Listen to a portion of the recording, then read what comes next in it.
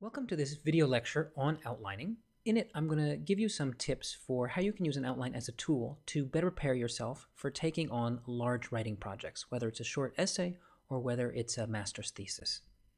So what are we going to cover in this video? First, we're going to talk about what an outline is for, and I'm going to give you 3 ways you can conceptualize an outline and its purpose. Then, I'm going to talk about what you should include in an outline, and I'm going to finish with giving you some tips for how you can use Microsoft Word to create an outline.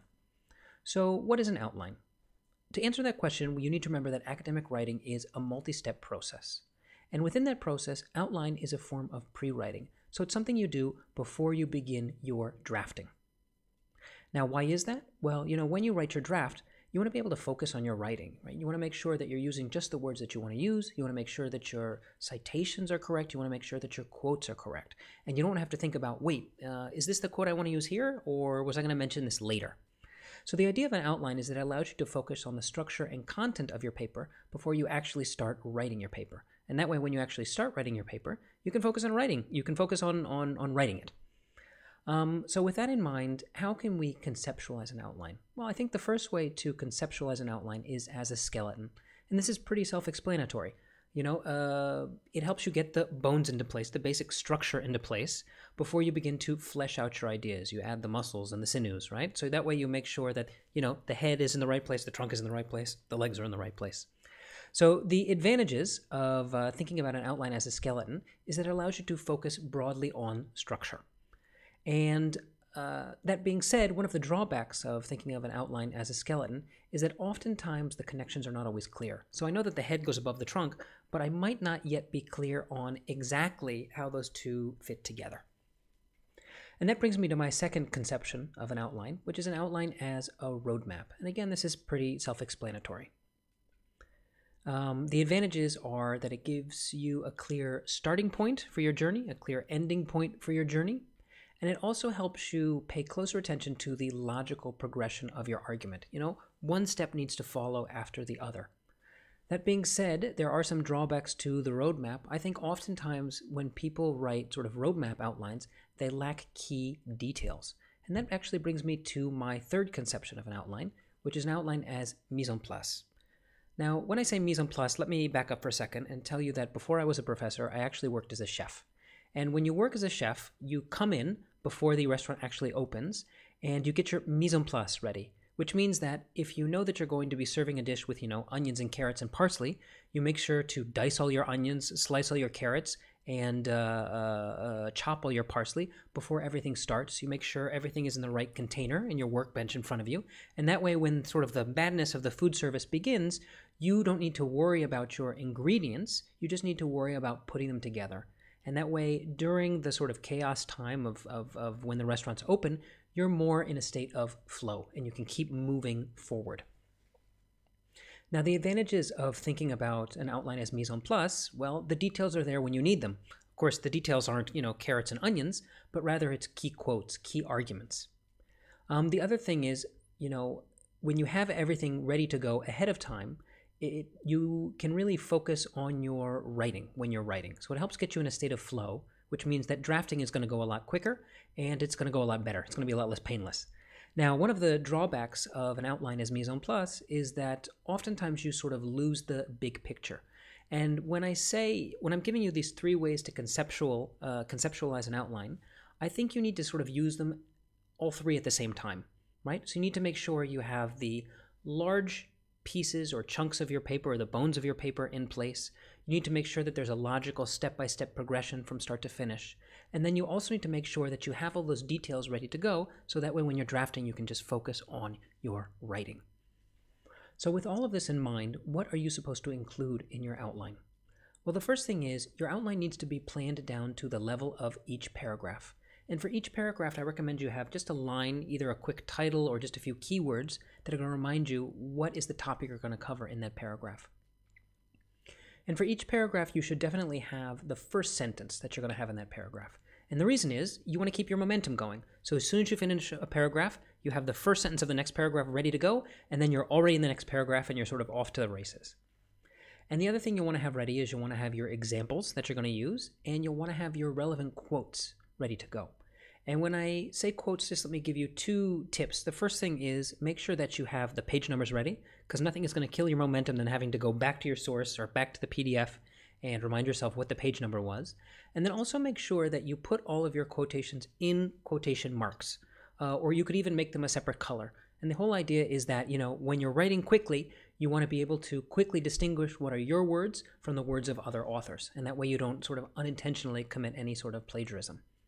And then finally, as you put your paragraphs together, you'll find that they fit into logical groups. 2 or 3 paragraphs might form a sort of a larger movement within your paper.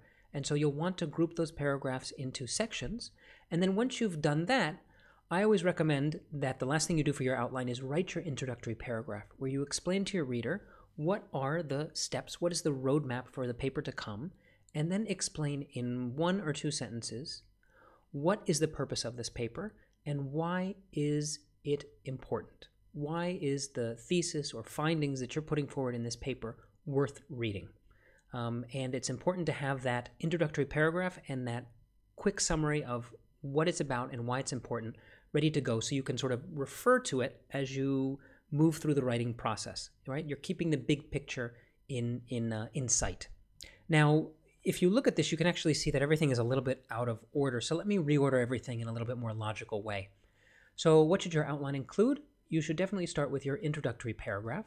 And after that, your outline will break down into sections. And each section will consist of paragraphs. And then each paragraph will have the first sentence ready to go. You'll have your examples ready to go. And then you'll also have your quotes with the page numbers and in quotation marks ready to go. And in fact, you can see that now everything is actually beginning to look like an outline. So let's just summarize what we've talked about in this lecture. The first thing is outlining is a kind of pre-writing. It allows you to focus on content and structure before you sit down and write your draft.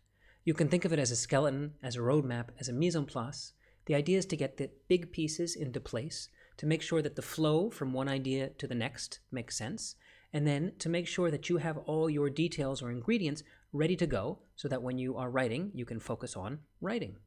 You want to plan your essay or your outline down to the paragraph level. You want to make sure that you have first sentences, key examples, and quotations. And I always recommend to my students, just as a final tip, that you spend at least 1/4 of your writing time on creating your outline. So if you've given yourself 4 days to write a paper, and I hope you've given yourself more than 4 days to write a paper, you're going to want to spend one of those days making sure your outline is in shape. And so now that we know what an outline is, what it's for, and what we need to include in our outline, let's move over to Microsoft Word and see how we can apply all of these things in the program. I've moved from the slideshow to Microsoft Word, so let's begin applying some of the things that I talked about. First of all, just let me show you that I have Microsoft Word opened on the one hand, and then I also have Zotero ready to go. Now, the version of Word that I'm using is an older version, and it's on a Mac, so yours might look a little bit different, but everything that I do in this video you should be able to do on your own machine, and everything should pretty much be in the same place. When you open Microsoft Word, it's usually in Page View. So if you're going to make an outline, the first thing that you want to do is switch to Outline View. And there are 2 ways to do that. You can either go to the bottom left corner and click on Outline View, or you can go up to the menu bar, click on View, and then click on Outline. And you can see that the format of the screen changes a little bit. The most important thing to remember when you're working in Outline View in Microsoft Word is that you need to keep in mind the level in which you're working on. And you can see up here in the upper left corner, I have a drop-down menu with various level options and also a body text option. And that simply refers to what part in the document hierarchy I am currently writing in.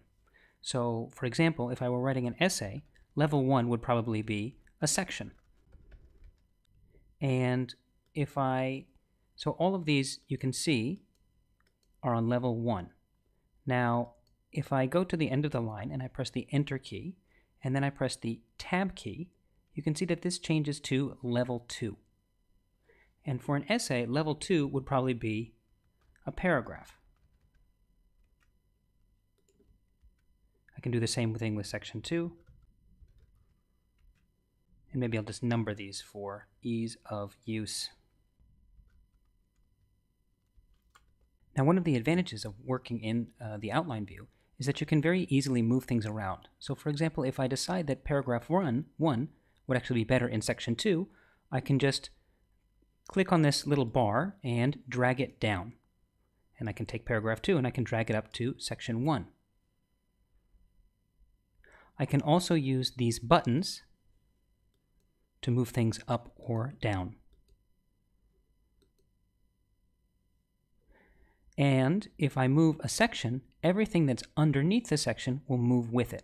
So if I take section 2 and I move it to the beginning, you can see that it's taken paragraph 3 with it.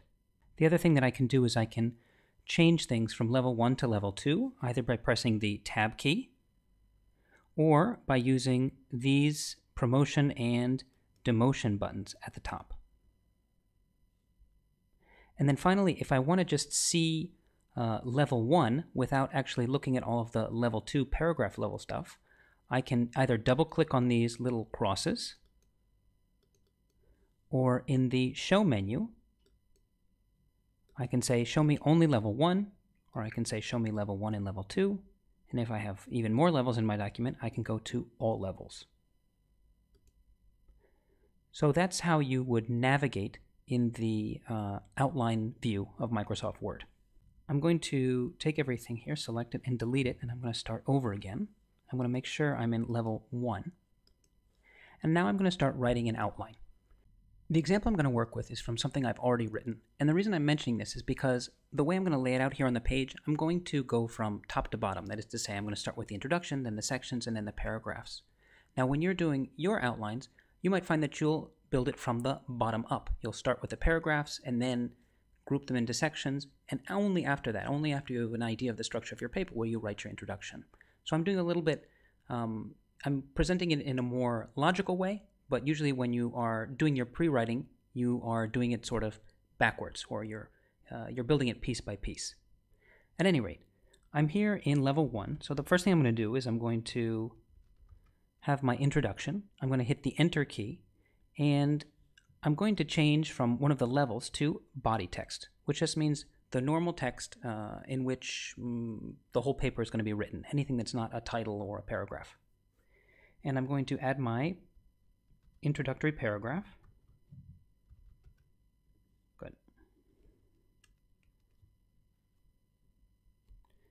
The next thing that I'm going to do is I'm going to collapse the introduction so that the text is not distracting you. And I'm going to have 2 sections in this paper. Now this paper is on globalization, translation, and higher education. And the first section is the debates of globalization. And the second section is on the rhetoric of development. Now let's zoom in on debates of globalization. I'm going to hit the Enter key and then the Tab key. So now I'm on level 2, which is the paragraph level. The first paragraph I'm going to write is, how to define globalization. And then I'm going to hit the Enter key, so I'm down below it, and I'm going to go to body text. And the first thing I want to add is my first sentence. So I'll add that there. I'll hit the Enter key again, and then I'll hit Shift Tab so that I'm back on level 2. And the next paragraph is on one aspect of the globalization debate. It's on the question of neutrality versus violence in globalization. And again, I'll hit Enter and add my first sentence. And let's add one more paragraph. Good. So I have my paragraphs, I have my first sentence so that I can keep, moving forward. The other thing that I want to add are pertinent quotations. So I'll go here to the first paragraph. I'll hit the Enter key. I'm still in body text. And let me put in a quote that I'm sure I'll want to use. Now you can see that this is not a real quote. It's just sort of a placeholder. And I'm going to do 2 things. The first thing is I'm going to have it in quotations. Actually, 3 things. The second thing is I'm going to use Zotero to add the citation from where I got it. I'll be sure to include the page number as well. Good. So now I have my complete citation. And then the third thing I'm going to do is I'm just going to make it a different color so that I can make sure I don't confuse it with my own words. Let's make it a little bit of a more contrastive color. Good. Now I might do the same thing with the other paragraphs in this paper. And the other thing, of course, I might add is I might add important points that I want to make. And when I talk about an outline as being mise en place, this is exactly what I'm referring to. I have my paragraph. I know what the first sentence of the paragraph is. I have a quote that I can work with, and then I also have important points that I want to make sure that I mention in that particular paragraph. So I have all my details ready to go. And if I'm worried about losing the big picture, what I can do here is just change the way that the outline is laid out. So instead of seeing all levels, I could just go to level 2, and so that I can quickly see what are the sections and the paragraphs and the movement between them in my outline. So the great advantage of using Microsoft Word is you can sort of zoom in and zoom out as you need to. And that's it for outlines in Microsoft Word. So let's just recap. The first thing is you need to remember that you are in outline view. The second thing is you need to remember which header in what part of the document you're working on. So sections might be level 1 headers, and paragraphs might be section or level 2 headers. The third thing is you want to make sure to add pieces of your text to your outline by making sure that they are body text. You want to include your first sentences. You want to include relevant arguments that you want to make and relevant citations or quotations that you want to use. And you want to make sure that your quotations have the full parenthetical citation with them so that you remember where you got them from. And that's it. Now you have the technical tools you need in order to make your own outline.